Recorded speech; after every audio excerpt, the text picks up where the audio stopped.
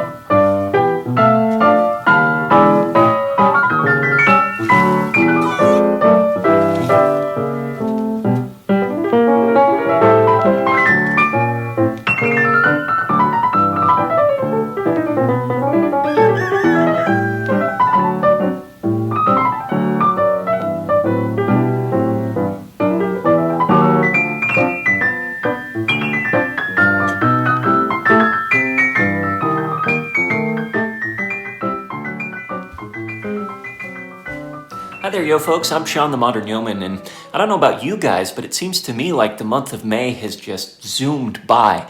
I was really surprised when I looked at the calendar this morning and realized that we're almost halfway through the month. I also realized that I owe you guys your monthly homestead update and walk around episode, so let's make some tea and get to it.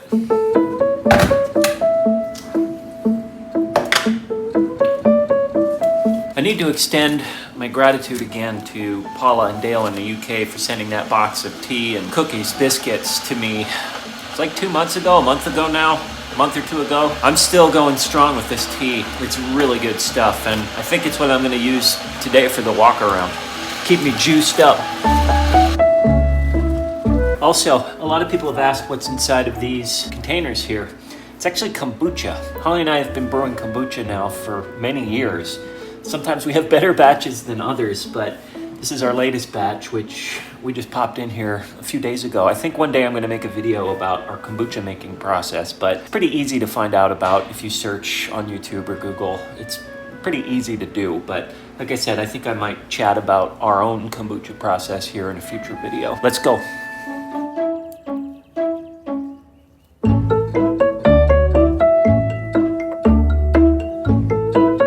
If you were wondering what I was doing in the opening of today's episode, well, that actually brings us to the very first update. A lot of folks had recommended, after I got all of that mulch back there, that I use some of it to provide some bedding in the chicken run. And that's exactly what I've done.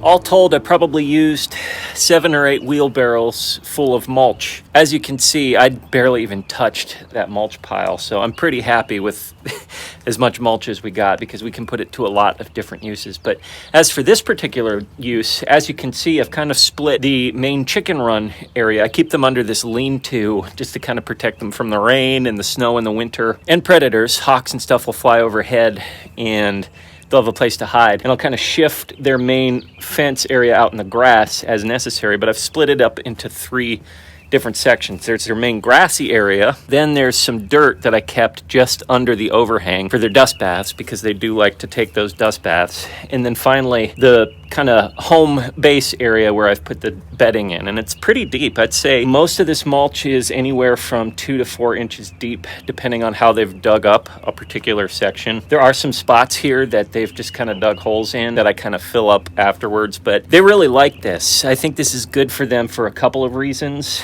It's easier for me to turn over the mulch. when they've been pooping on there for a long time. And it gives them something to do. They like scratching through it.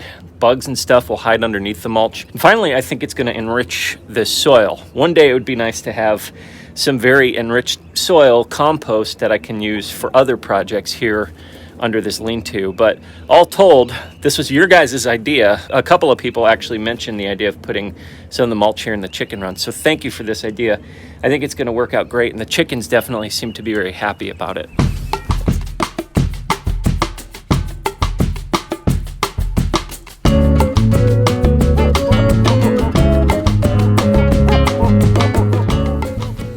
So I'll admit that I had no idea how far a couple of yards of compost will go.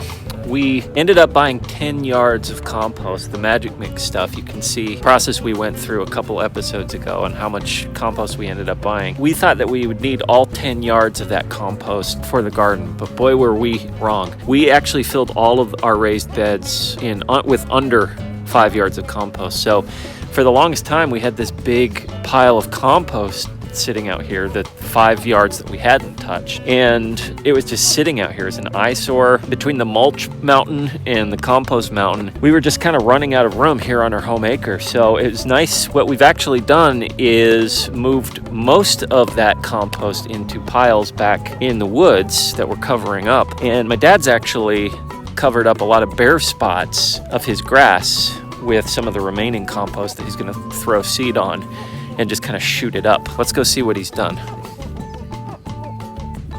So I actually don't know where he is right now, but I can see his handiwork. Oh, there he is. He's over there. He's laughing at me. So you just gonna throw some grass seed down on here, Dad? Yeah, that's the plan. It was in pretty rough shape when we moved in. There were, in fact, that fire ring pit that I put together, not all, but most of those bricks were underground. Yeah. So it took a lot. I have no idea why they were underground. So digging that stuff up, and there was all kinds of trash. Look forward to kind of reclaiming this space. And yes, now, courtesy of my wonderful son and daughter-in-law, I've got some great compost Throw down. some grass seed on and hopefully pop up here within a few weeks. Yeah. I'll just water the heck out of it. I think Mother Nature's going to help with that as well.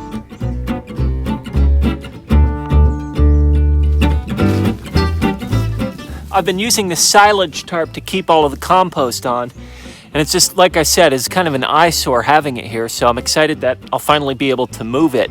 I think what I'm going to do is cover one of those compost piles with this, fold it up, and use it as a cover of some kind. So let me do that right now.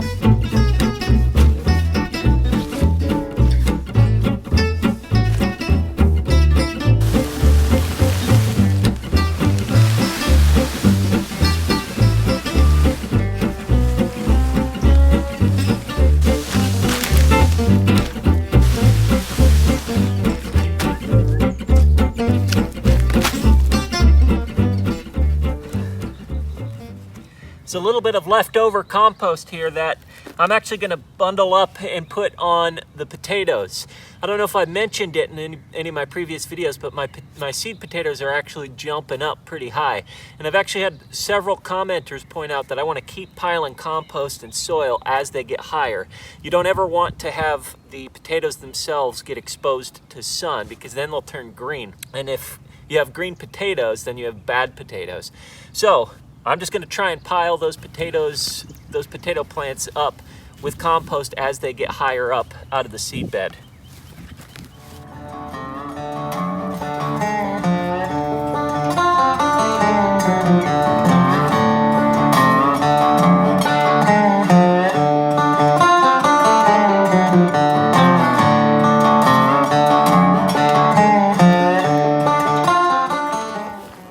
So you might be wondering why my young apple trees, as well as this new elderberry tree, are covered up in this agrabah cloth. And that actually leads us to the third and final and kind of weirdest update. Cicadas. Millions of them. Maybe billions of them.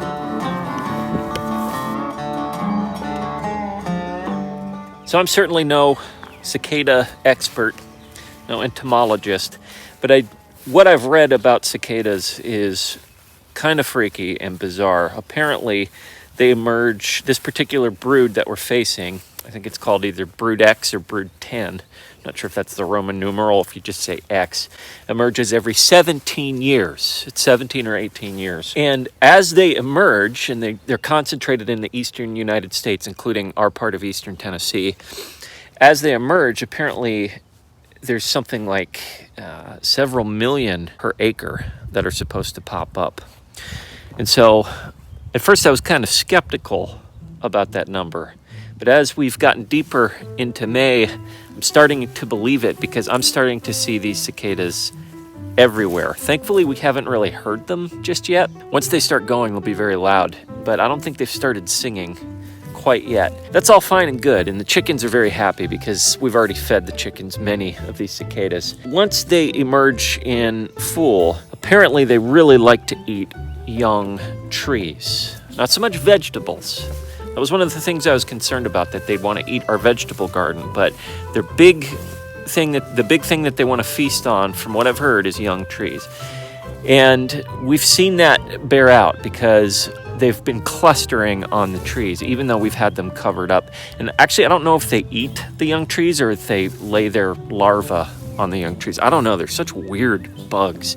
I think they can burrow up to 10 to 15 feet underground, and that's where they go through their weird multi-decade hibernation cycle. I don't know. Look them up and read about cicadas because it is a bizarre creature. Anyway, so in an abundance of caution, we've covered up all of our young trees, the apple trees and the elderberry, because as you can see, they wanted to feast on these trees. My fingers are crossed that they're not going to go for our vegetable garden, but so far they haven't touched any of the veggies. We'll see if that continues.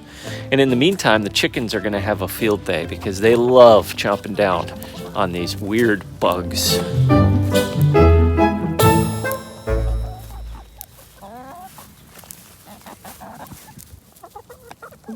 Anyway, so that's what's shaking at the homestead this week. Thanks for hanging out with us today, everyone. And until next time, remember, as always, slowly, slowly.